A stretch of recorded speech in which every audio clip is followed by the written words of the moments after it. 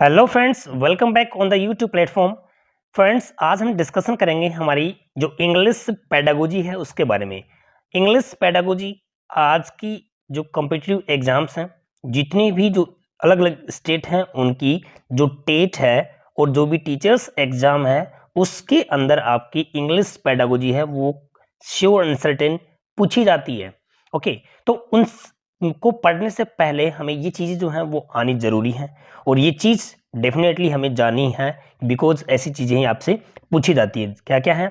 Phoneme है, phonology है, morpheme है और यहाँ पे मॉर्फोलॉजी, सिंटेक्स है, सिमेंटिक है और एलिप्सिस है।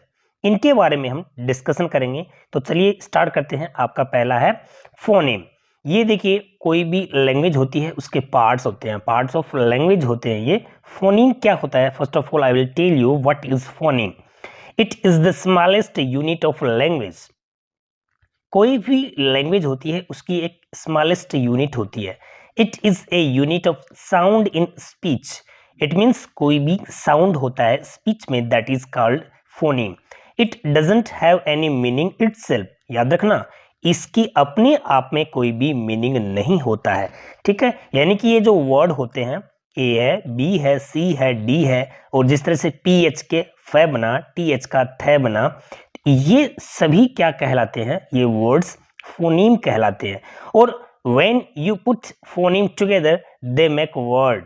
अगर आप इनको एक साथ टुगेदर करते हो, यानी कि यहाँ पे आप इनसे वर्ड्स बना सकते हो, उसका मीनिंग हो सकता है, बट फोनीम का कोई मीनिंग नहीं होता है।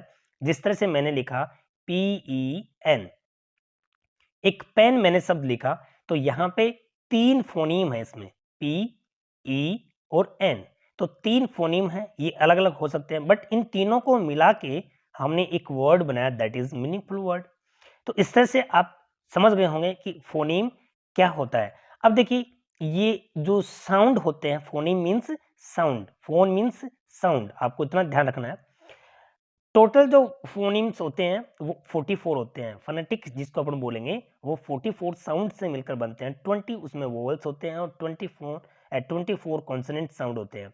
ये याद रखना है, 20 वोवल साउंड और 24 कॉन्सोनेंट साउंड, और ये क्या कहलाते हैं? फोनीम कहलाते हैं। और फोनोलॉजी क्या होती है? It is the study of sound pattern and there meaning.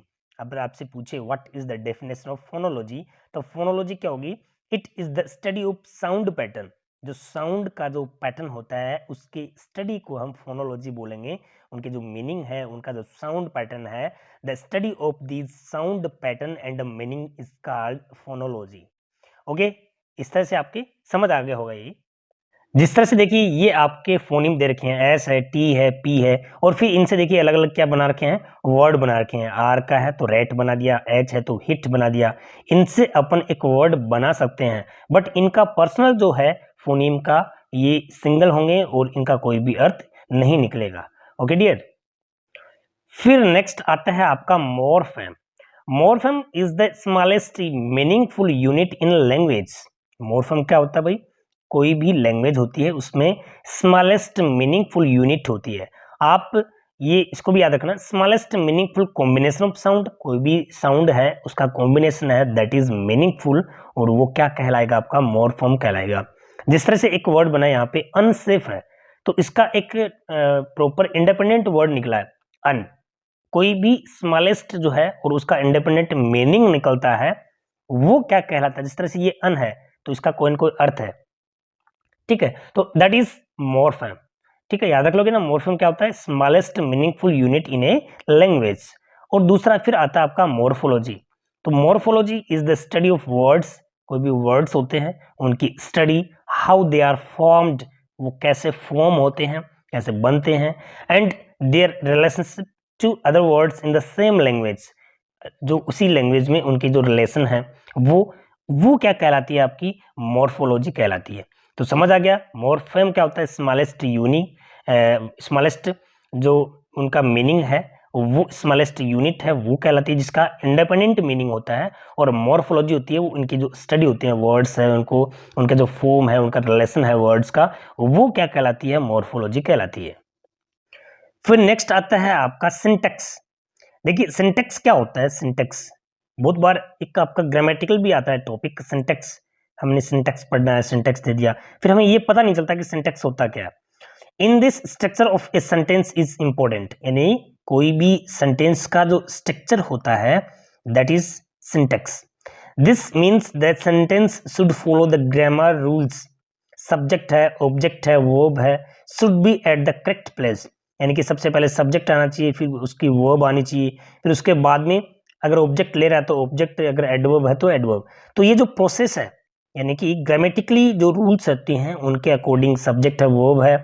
और देखिए कई बार ये आता ना subject verb agreement, subject verb agreement जिसको अपन बोलते हैं कॉनकॉर्ड, क्या बोलेंगे उसको, कॉनकॉर्ड बोलेंगे, वो भी इसी का पार्ट है, सिंटेक्स का ही। उसमें सब्जेक्ट वर्ब एग्रीमेंट, यानी कि सब्जेक्ट के साथ में वर्ब का एग्रीमेंट होना, सिंगुलर है तो सिंगुलर हेल्पिंग वर्ब, प्लूरल है तो प्लूरल हेल्पिंग वर्ब, इस तरह से आप जैसे बनाते हो तो वो पूरा का पूरा क्या कहलाता है, आपका सिंटेक्स कहलाता है। तो याद रखना सिंटेक्स क्या है, in this structure of a sentence is important, और this means the sentence should follow the grammatical rules, subject, object, verb should be at the correct place. ये नहीं कि आप इधर से उधर आपने रख दिया, ऑब्जेक्ट की जगह सब्जेक्ट लगा दिया, सब्जेक्ट की जगह ऑब्जेक्ट लगा दिया। आई होप कि सिंटेक्स क्या होता है आपको समझ आ गया होगा। अब यहाँ पे सिमेंटिक होता है, देखिए सिमेंटिक क्या होता है, ये when all the words in a sentence have a meaning then it is known as a semantic sentence. कोई भी सेंटेंस है, ठीक है, और उसका सही अर्थ यानी कि सही तरीके से अगर वो है तो वो सिमेंटिक कहलाएगा। जिस तरह से एक आपको मैं एग्जांपल देता हूं, मैंने लिखा यहाँ पे रीना, रीना और आ गया आपका DRIVES, drives a car, drives a bicycle, BICYCLE। समझ रहे हैं आपको। देखिए थोड़ा सा ध्यान रखना, रीना ड्राइव्स ए बाइसिकल, इस तरह से है। तो ये जो सेंटेंस आपके सामने दे रखा है, देखिए पूछेगा कैसे आपके एग्जाम में, आप कहोगे सर इसका पूछने का तरीका क्या होता है। तो ये जो आपका वर्ड्स दे रखा है, सेंटेंस दे रखा है, इसका सिंटेक्स तो सही है, यानी कि सब्जेक्ट आया है, फिर वर्ब आई है, फिर ऑब्जेक्ट आया है, तो इसका सिंटेक्स तो सही है, लेकिन इसका सिमेंटिक जो है वो रोंग है। अब आप कहोगे रोंग कैसे है, तो रोंग इस तरह से है कि यहाँ बाइसिकल जो है ना उसको ड्राइव की नहीं किया जाता, ड्राइव तो यहाँ कार को किया जाता है, यहाँ ड्राइव ने आकर यहाँ पे क्या आएगा, राइड्स आएगा, RIDES। तो इस तरह से ये जो सिमेंटिक है वो इसका रोंग है और इसका सिंटेक्स है वो राइट है। तो यहाँ ड्राइव की जगह राइड्स आना चाहिए। तो the study of the meaning of words and phrase, इनका जो स्टडी है वर्ड्स की और फ्रेज की, जिस तरह से सेंटेंस दे रखा है राम गोज टू स्कूल, तो ये अपने आप में प्रॉपर है और सही है, समझ रहे हैं ना। तो ये सिमेंटिक पहचान गए आपकी, उसका जो वर्ड ऑर्डर होगा वो सही तरीके से होना चाहिए। Semantic and syntax both are refer to a sentence. Semantic refer to the only meaning of a sentence but syntax refer to the structure of the rules of a sentence. यानी आपको semantic जो है वो sentence का जो meaning है वो सही होना चाहिए, समझ आ गया ना मेरी बात। यानी कि सिमेंटिक का किसको बोलेंगे, अगर सेंटेंस का मीनिंग है वो सही होना चाहिए। जिस तरह से ये लिखा Ram goes to school, that is right. यहाँ रीना ड्राइव्स ए कार, अब कार को तो ड्राइव कर सकते हैं, बट यहाँ रीना ड्राइव्स ए बाइसिकल आ गया तो उसको अपन राइड कर सकते हैं, ड्राइव नहीं कर सकते, तो वो क्या कहलाया आपका सिमेंटिक कहलाया। ओके, नेक्स्ट आता है एलिप्सिस। एलिप्सिस क्या होता है, देखिए it is a punctuation mark consisting of 3 dots. इस तरह से आप लोगों ने उसकी 3 डॉट्स लगा के कोई भी चीज को हाइड किया। ellipses are used when we want to neglect a word, phrase, line and paragraph etc. इस चीज को अपन कोई चीज को हाईलाइट करके जो एडिशनल है उसको हाईलाइट इस तरह से कर देंगे डॉट। जिस तरह से देखिए after school I went to her house which was a few blocks away. अब ये चीज इसके अंदर एडिशनल है। एंड देन केम होम, अब ये चीज इसके अंदर क्या है आपकी एडिशनल है, इसको हम हाइड कर सकते हैं। After school I went to her house, फिर क्या कर दिया, डॉट डॉट कर दिया, यानी कि एलिप्सिस हो गया, ठीक है। एंड देन केम होम, तो यहां पूरी बात न बता के विच was a few blocks away, उसके घर के बारे में जो एडिशनल चीज दे रही है, जो आपको चीज बता रहे हो उसके बारे में एडिशनल इंफॉर्मेशन बताने के लिए आप जो सेंटेंस यूज कर रहे हो उसको क्या कर दो, हाइड करोगे और उसके 3 डॉट आप लगा दोगे, तो वो क्या कहलाएगा, एलिप्सिस कहलाएगा। यानी we remove the words which was a few block away and replaced them with an ellipsis without changing the meaning of the original quote। जो कथन है, जो quote है, उसका जो ओरिजिनल मीनिंग बिना चेंज हुए यहाँ पे चेंज नहीं हुआ, देखिए, और वो क्या हो गया, कंप्लीट हो गया। आई होप कि ये भी आपको समझ आया होगा। अब हम आपके जो एमसीक्यूज हैं, मल्टीपल चॉइस क्वेश्चंस डिस्कशन करेंगे। A word gets its meaning, एक शब्द होता है, उसका मीनिंग हमको कहाँ से मिलता है, डिक्शनरी से मिलता है केवल, या फिर स्पेलिंग से पता करेंगे, या फिर उसके जो ओरिजिन है वहां से पता करेंगे, या फिर in relation to its context, context से पता करेंगे। चलिए बताइए, कोई भी एक वर्ड है जिसका हमें अर्थ जानना है, समझे, तो देखिए उसका जो राइट आंसर क्या हो गया, इसका 4 हो गया। कैसे हो गया, कोई भी शब्द है वो उसके कॉन्टेक्स्ट से हम पता करेंगे। जैसे कि मैं ये कहूँ कि the play was very beautiful, तो यहाँ पे प्ले का जो है अर्थ क्या बन गया, यहाँ पे नाटक का हो गया। ठीक है, आप कोई भी he is playing card, he is playing piano, तो इस तरह से जैसे प्लेइंग वर्ड है, बजाना है, खेलना है, प्ले का मतलब नाटक होता है, तो वो चीज हम उसके कॉन्टेक्स्ट से ही पता करेंगे। तो ये याद रखना, जो वर्ड्स होगा उसका मीनिंग हमें उसके रिलेशन टू इट्स कॉन्टेक्स्ट से ही मिलेगा। ओके डियर, नेक्स्ट है ए फोनीम इज, तो फोनीम क्या है, डिप्थोंग है, वोवल साउंड है, सिंगल यूनिट ऑफ साउंड है, या फिर a single unit of word है। देखिए डिप्थोंग, मोनोप्थोंग, ये भी आपको जो हमारे जो फोनेटिक्स है ना, फोनेटिक्स के अंदर है ये वाले, डिप्थोंग है और वहाँ पे आपके जो मोनोप्थोंग है, वोवल साउंड है, तो ये सारी चीजें हम अलग से देखेंगे। बट यहाँ फोनीम जो है वो आपकी एक single unit of sound, sound का एक सिंगल यूनिट, जिस तरह से मैंने आपको बताया था कि PEN, तो इसके अंदर ये सिंगल यूनिट जो है ना, वही क्या कहलाती है, फोनेम कहलाती है। ओके डियर, आई होप कि समझ आ रहा होगा। The sentence madam ride A bicycle, ये किस चीज का एग्जाम्पल है, correct syntactically but semantically incorrect.